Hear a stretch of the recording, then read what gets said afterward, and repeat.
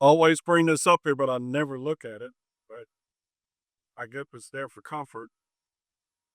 I'm not sure, but it seems as though the British didn't the British cheat a little bit.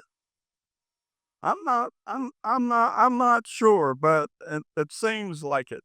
How are you doing? And I feel so honored and blessed to be here and be part of this wonderful celebration of the 4th of July and the independence of our nation, and to see the reenactment of Paul Revere's famous ride, where he went and warned the folks that the British, the Redcoats, were on their way.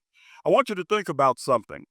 At that particular time, when Paul Revere took that famous ride, there were kings and queens and monarchs all over the world. There was no such thing as freedom all over Europe, Asia, Africa, the Middle East. There were nobles and there were royals. The rights of the people didn't exist. As a matter of fact, as King George and other monarchs around the nation, around the world rather, they held the power of life and death over the people. People had no rights. There was no such thing as we the people. There was no such thing as inalienable rights that were given by God. The kings at that particular time had a declaration among themselves that God gave them the power over the people, that they had the divine right to govern, and they had the divine right of power over the people. So the people had no power. And even though the colonists had crossed the ocean and gone to an uncharted land and created cities and built buildings and schools and churches and farms and were taking care of themselves by what they grew and what they made for themselves, still they had no freedom. They had no representation as far as the crown was concerned. They still had to send taxes to Europe, to King George. They had no representation. And of course, we know the series of events that happened after that ride. We know about the Tea Party. We know about many of the other incidents that eventually led to those shots to where young men were shot and killed as the revolution began. The fact is, the revolution, think about that word, the revolution. What the men and women in America said is, we want to be free. We want to be free of the monarchs, free of the crown, free of taxation without representation, free of those who simply walked across their rights as though they didn't exist. One of the early flags with the snake on it that was chopped into 13 pieces that said, "Don't tread on me," basically gave the attitude of those early patriots and those early Americans. What those men and women did was incredible because it had never been done before the way they did it. To simply say and send that declaration to declare we are free from the crown, from the monarchy, from your taxation. We are free. And to start this new nation, they put their lives, their families, their farms, their treasure, they put everything on the line to start this new nation. It's a shame that as we are celebrating the 4th of July right now, and as I have watched this enactment of Paul Revere's ride and heard men and women sing the Star Spangled Banner, I remember my father had a flag in his study. He was a Korean War era veteran, and he had his children. At that time, it was 4 of us. Eventually, it was 6 of us. But at that time, when I was young, I understood and I knew the Pledge of Allegiance. When I went to the first grade, Miss Riley's class, 1956, Dunn Avenue School, when I stood beside that wooden desk and put my hand on my heart, I already knew the pledge. She looked at me with amazement when I said the Pledge of Allegiance. I told her my dad taught me the Pledge of Allegiance. He had us stand in front of the flag in his office and say the Pledge of Allegiance. Even in the days when America was segregated, when we were separated as a people and we had a whole lot of problems we needed to solve so that we could be here today, my dad always told us we will solve them. This is America. That's what we do. We fix our own problems. We fix our own people. and we take care of ourselves as a people. My dad and I marched with Dr. King back in the 60s. I was there when Dr. King made his last speech, the Mountain Pop speech. I was there when Miss Coretta came to town 4 days after his assassination and finished the walk there in Memphis. The relevance being that America is only 200 years old. Just a little bit, I think we're going to celebrate 250 years this year. And we got to keep in mind, while many folks want to relive our fears, our faults, our failures, our flaws, our fantasies, our familiarities, most of us just want to live our faith.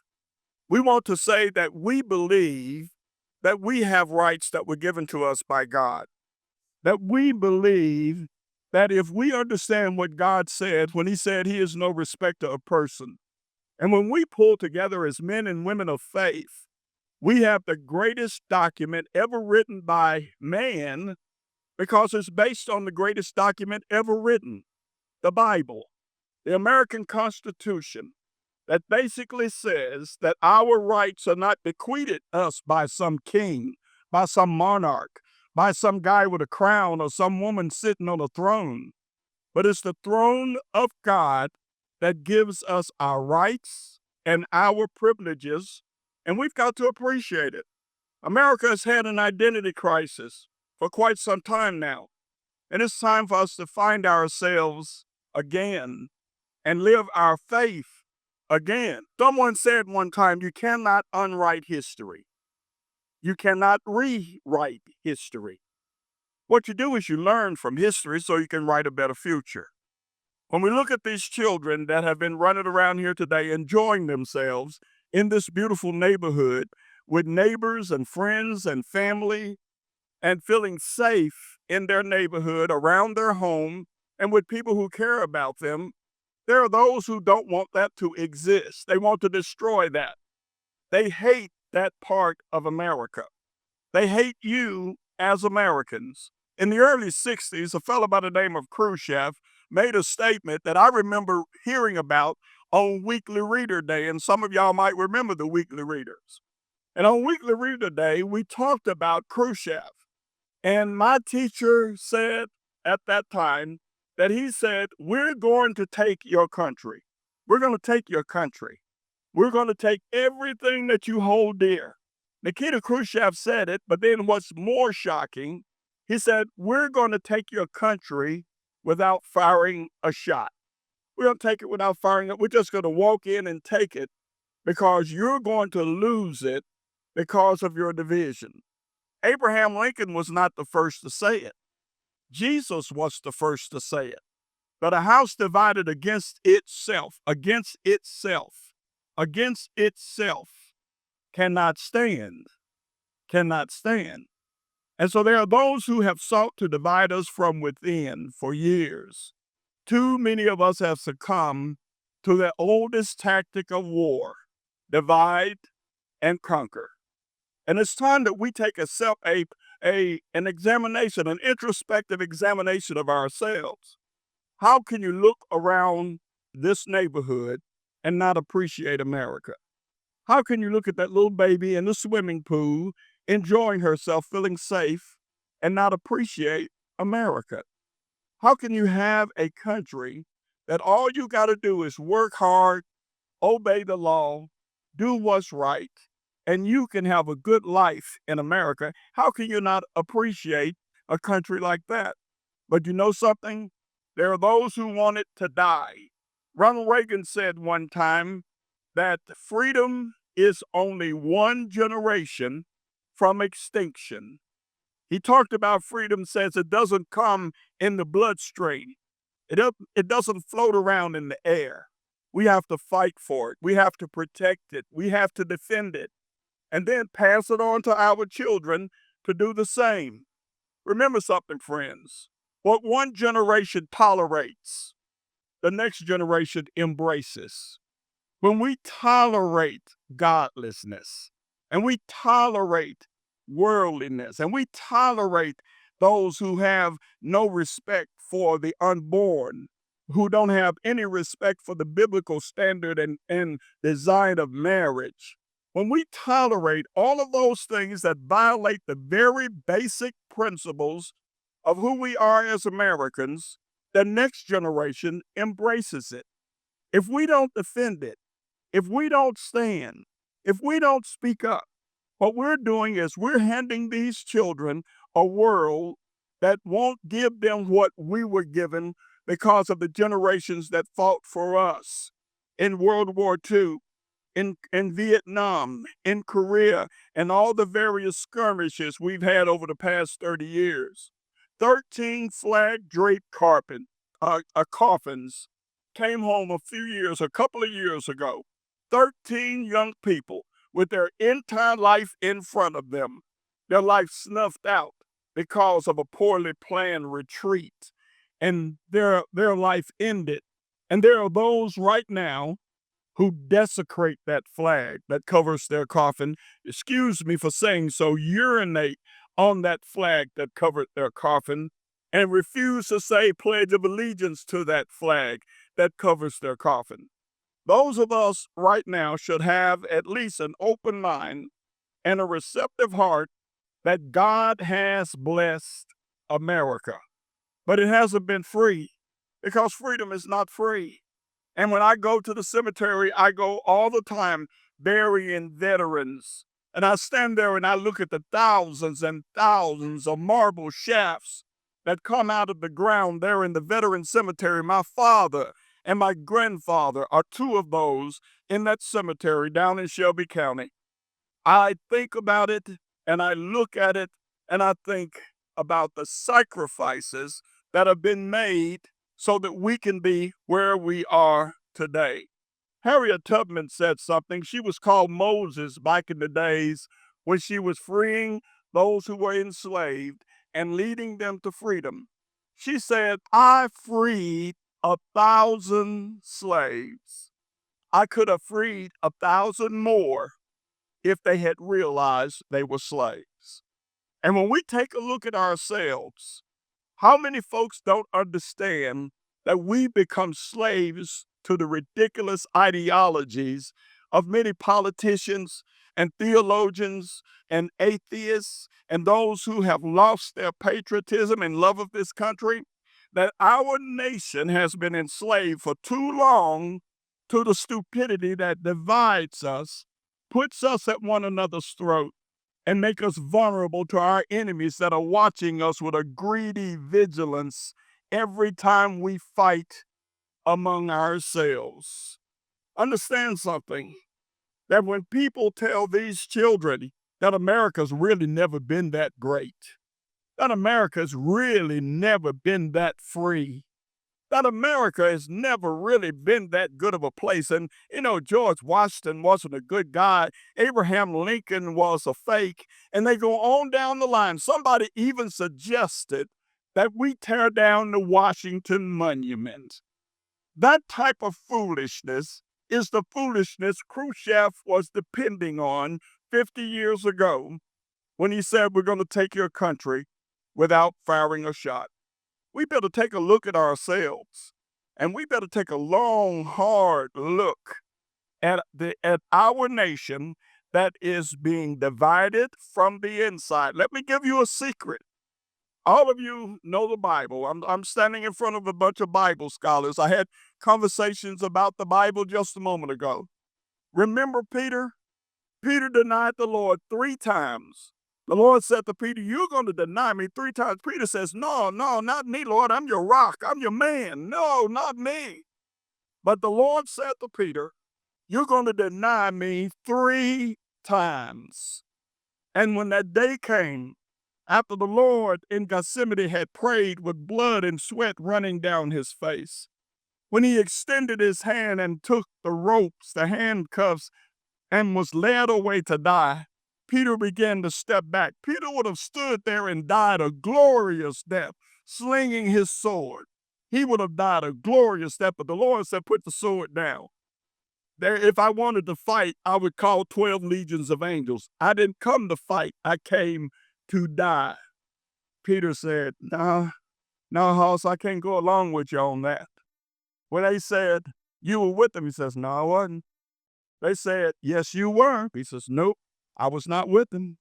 And somebody else said, you were with him because your language betrays you. You speak that same old broken Greek he does. And the Bible says he cursed and he swore that he didn't know Jesus. Well, let me tell you a secret. Peter was not afraid. Peter was not a coward. That's not why he denied the Lord. Here's the secret to always remember when you're looking at your children. A man will not die for that which he does not believe. And when we teach our children not to believe in America, not to believe in the Constitution, not to believe in the flag, not to believe in our military, not to believe in our president, not to believe in our institutions and our freedoms and our blessings and our systems, when we teach them, well, America's never really been that great. And then we're going to tell them when our enemies say, it's time, it's time.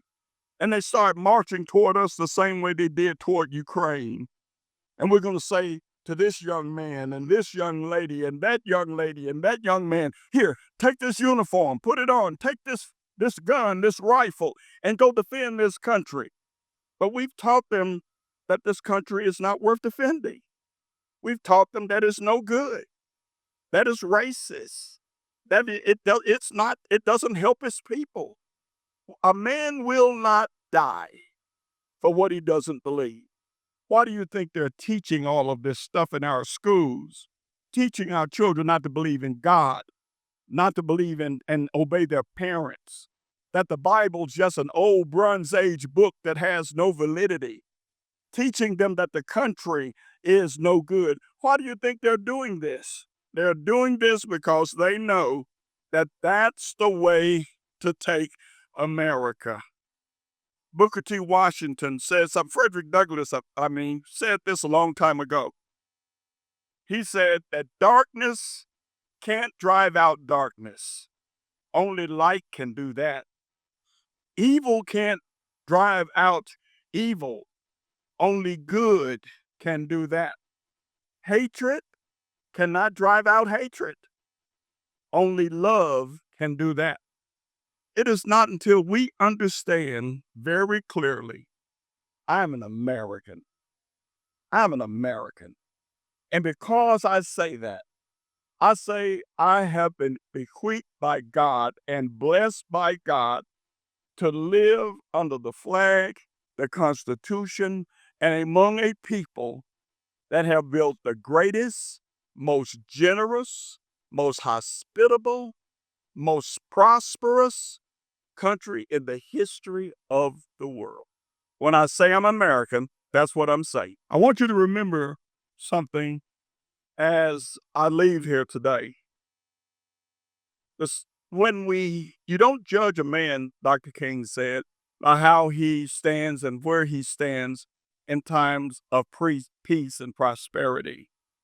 You judge that man by how he stands and how he speaks in times of trouble, testing, and turmoil. This is a time when you got to speak.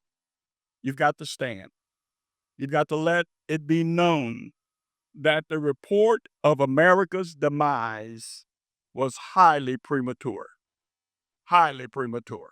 We're going to stand. We are not going to give up our country. We are not going to allow our children to be taught all types of propaganda and all types of illicit and unspiritual morals and manners and habits.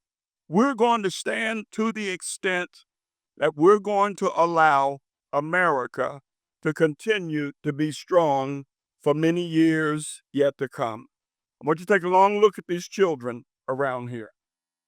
These children are about 25%, maybe 30 according to the last census, about 25 to 30% of the population. But these children are 100% of the future. They're 100% of the future. And that's why they're trying to get in their heads. That's why they're trying to remove the Bible, remove the love of country, remove respect for the Constitution, our economic systems. That's why they're doing it, because they're the future. Would you have believed that in our most prestigious universities, our most prestigious places of learning, that we would have students burning the flag and waving the flags of foreign nations? Would we have believed 30 years ago that we would have men and women burning American cities while they wave the flags of foreign nations? So we got to ask ourselves, how and why is this happening? God gave us a pass last November. He gave us one last chance to get it right. Now we can succumb to the media that's never going to tell the truth, to the pundits that won't let the truth get in the way of a good story, to the talk show hosts and others that want us to close our minds and work the Jedi mind trick on us, like they were doing when they were telling us that the border was secure, and when they were telling us that we don't have any problems, when they were working the Jedi political mind trick on us. Now we as a people have got to say, look, the front door of America has always been open. The Statue of Liberty has always said, give me your tired, your poor, your huddled masses longing to be free. It didn't say break in the back door, sneak in when we're not looking, and then sit in our living room and demand we feed you. That's not what it says. As Americans, understand something. God has been good. He has blessed America. I have 2 grandchildren. God got me real good. I walked off the floor one time. I was tired. We had been talking about the same bill over and over and over, and we didn't vote. And we talk about it again over and over and over, and we didn't vote.